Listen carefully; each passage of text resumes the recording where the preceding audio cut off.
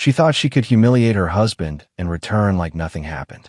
But when the truth came out, on camera, in court, and in front of her boss, her smile vanished. His silence wasn't weakness.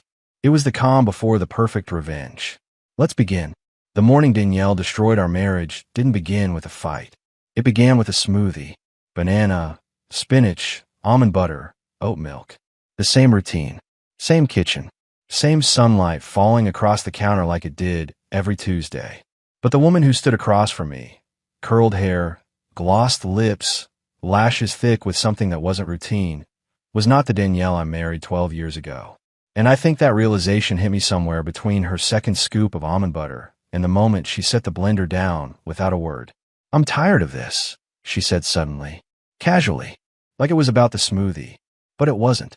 Her voice wasn't angry. It was bored, like she was talking about a show that got too repetitive. Her eyes didn't lift to meet mine. She just poured the green liquid into her glass and took a sip. I blinked, still waking up, shirt half-tucked, my usual work-from-home joggers wrinkled to the knees. "Tired of what?" I asked, though I already knew this wasn't about breakfast. She turned then, finally, with a look I hadn't seen in years, cool, calculated, detached. "This, all of this. Me, you, the house, the routine. We're stuck, Owen." I stared at her, trying to find a crack in her expression. Something real. Something that said she was being dramatic or joking. But she was already on her phone, typing something. "I talked to Brooke and Ryan. Remember them?" she asked. I nodded stiffly. "Your Pilates friend and her husband?" She smiled. "They're going away this weekend. Just the four of us. We booked a resort. It's adult only. It's about connection. Breaking walls. Spicing things up." Something about the way she said spicing made my stomach turn. I set my coffee down slowly. "I'm sorry. What exactly are you saying right now?" Danielle didn't flinch. She leaned against the island counter, as if this was just another errand to check off. "We're leaving the kids with my parents Friday.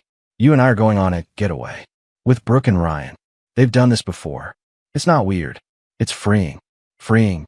I repeated. "You mean like wife swapping?" She rolled her eyes and took another sip. "Don't be crude." I took a deep breath, my pulse rising. "You want to sleep with another man. In a bed we didn't even choose together. At a resort I never agreed to. While someone else babysits our children. It's one weekend, Owen. It's not about sleeping around. It's about liberation." My hands curled around the edge of the table. "And if I say no?" She shrugged. "Then I'll go alone." And just like that, she walked out of the room. Not a single word about the kids. Not a glance back. I stood there for a while, alone in the silence, surrounded by the smell of the coffee I no longer wanted and the breakfast I'd forgotten to eat. My chest tightened, not from heartbreak, but from a cold, quiet clarity. This wasn't a midlife crisis. This was betrayal, premeditated and rehearsed. But if Danielle thought I was going to sob in silence while she played her games in some overpriced coastal suite, she didn't know me at all. She wasn't the only one making plans that weekend. She just didn't know hers had already been watched, traced, recorded, and set up for a fall.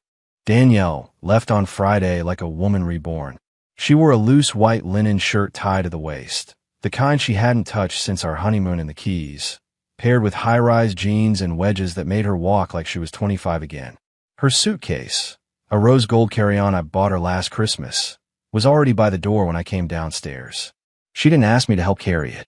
She didn't say goodbye properly to the kids either. Just kissed our son on the head, told our daughter to be good for grandma, and breezed through the foyer like she was headed to a weekend spa and not a four-way tryst with another man. With her keys already dangling from her fingers, she paused only to glance back at me.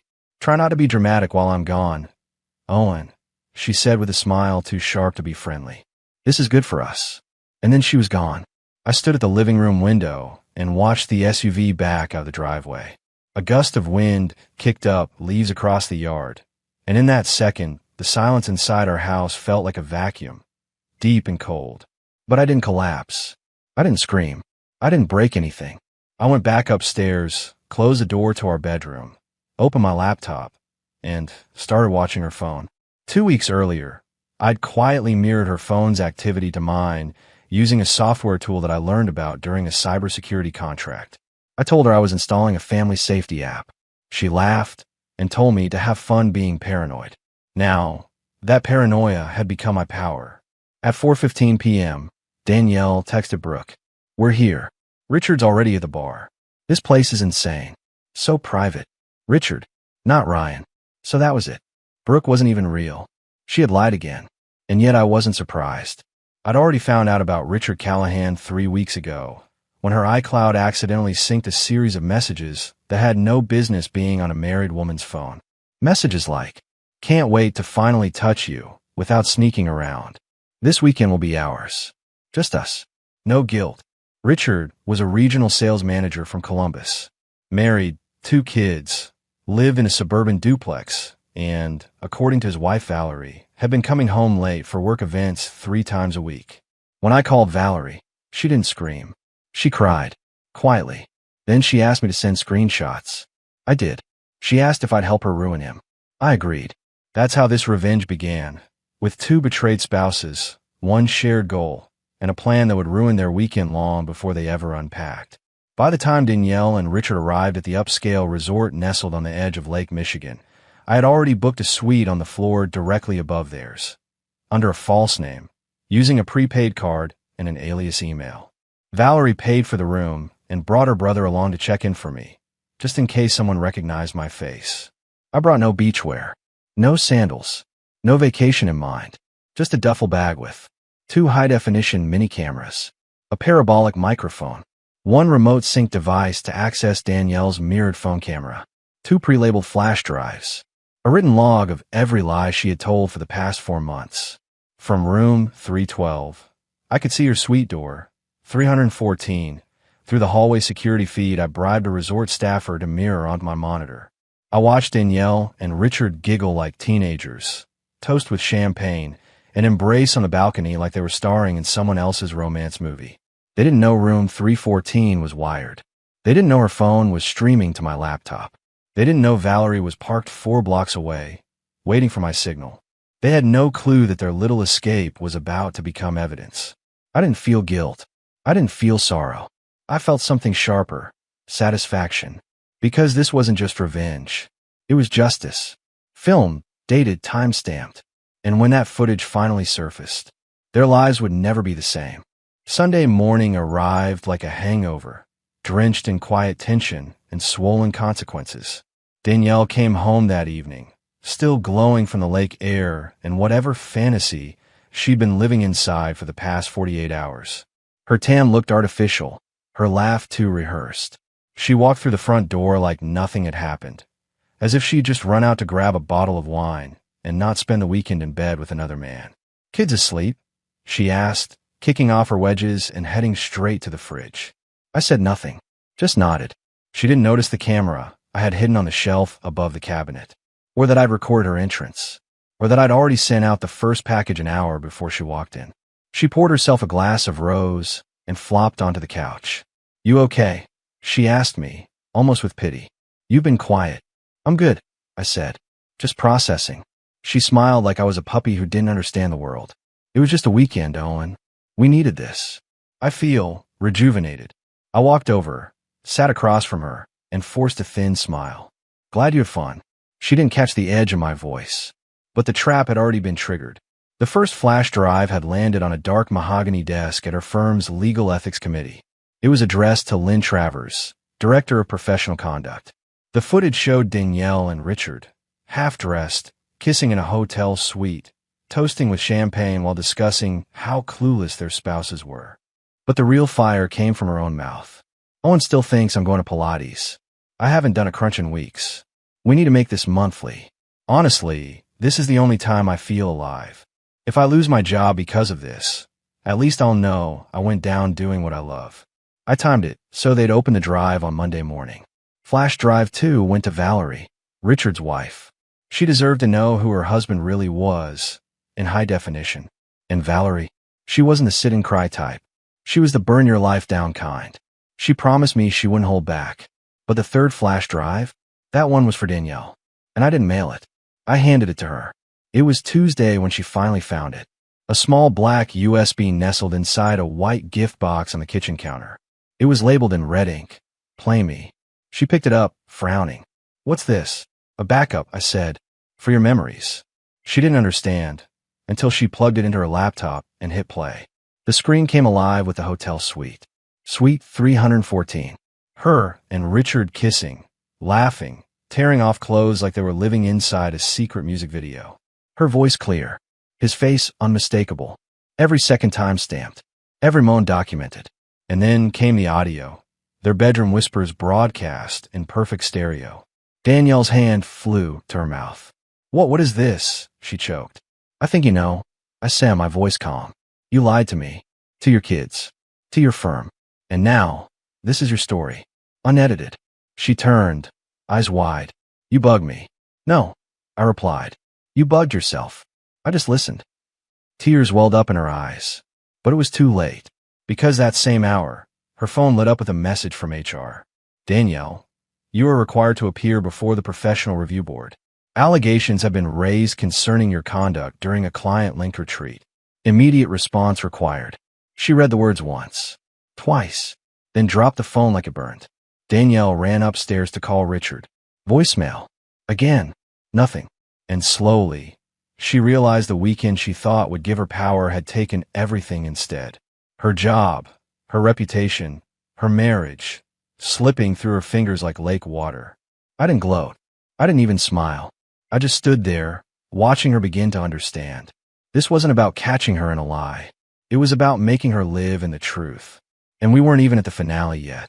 By Friday, the fallout began to snowball. The partners at Danielle's firm didn't call her into a quiet office. They summoned her in front of a full committee. 6 of them. Suits. Cold stares. Printed transcripts from a flash drive in their hands. They didn't yell. They just asked questions. About ethics. About inappropriate client interactions. About using firm resources for personal excursions. Danielle tried to deny it. She said it was taken out of context. She said she was set up. But then they played the tape. Full screen. Crystal clear. Her face. Her voice. Her lover. Her lies. When the screen faded to black, the silence in the room was louder than any accusation. By Monday, she was placed on unpaid suspension pending termination review. Her company email was frozen. Her badge was deactivated. The woman who once stood confidently at the front of every boardroom was now scrambling to write an apology letter to HR, begging for a second chance. At home, things were even worse. Danielle's parents, once so smug and condescending toward me, showed up unannounced. Her mother's hand shook as she held the flash drive I'd sent. "We didn't know," she whispered. "We thought she was just restless. She was reckless," I said. "And now she's radioactive." Her father didn't speak at all, just looked at me with the kind of regret you can't dress in words. The kind of regret that only comes when the daughter you raise turns out to be someone you don't recognize. Meanwhile, Valerie, the other betrayed spouse in this twisted opera, didn't waste time. She moved out of the house she shared with Richard, filed for divorce within 48 hours, and posted a 2-minute clip from the footage on her private social media with one caption. "This is the man who promised me forever. Watch him ruin it in real time." The video exploded. Within 24 hours, Richard's employer, already warned by a confidential tip, called a mandatory ethics meeting. By the next week, he was out of job, served with restraining orders, and temporarily banned from seeing his own children. And Danielle? She collapsed. Not all at once, but piece by piece. The friend she once bragged to suddenly went quiet. Her Pilates group chat muted her. Her boss blocked her number. Even the neighbors began to look the other way when she walked down the sidewalk. Then came the letters. At first, they were defensive. "I made a mistake, but you didn't have to go this far." Then desperate. "I miss you. I need my family. We can rebuild. Please, Owen." And finally, shattered. "I don't sleep. I don't eat. I don't know who I am without this life." I read every letter, then threw them in a drawer and locked it, because her pain wasn't my responsibility anymore. The kids, however, they thrived. Without her constant stress, judgment, and dismissiveness, our home felt lighter. We laughed again, cooked dinner together, played Monopoly on Friday nights without anyone checking a phone mid-roll. My son started reading novels. My daughter began painting. As for me, I started sleeping better, waking up with clarity instead of dread. I reconnected with old friends, began running again, Even picked up my guitar from the closet, dusty from years of neglect. Life didn't just resume. It reinvented itself. One quiet, steady day at a time. And all the while, Danielle kept trying to claw her way back in. Voicemails. Late night knocks on the door. A text at 2:04 a.m. I ruined everything. Please, don't make me live in silence. But I didn't need to say anything. Because silence was exactly what she gave me when I needed her most. Now, it was her turn to feel what silence really sounded like. It was a Thursday morning, gray skies, light drizzle, the kind that makes you want to stay in and let the world spin without you. I just finished packing the kids' lunches when I heard a knock at the door. Not the usual rhythm of the mailman or neighbor. This one was hesitant, paused, nervous. I opened it.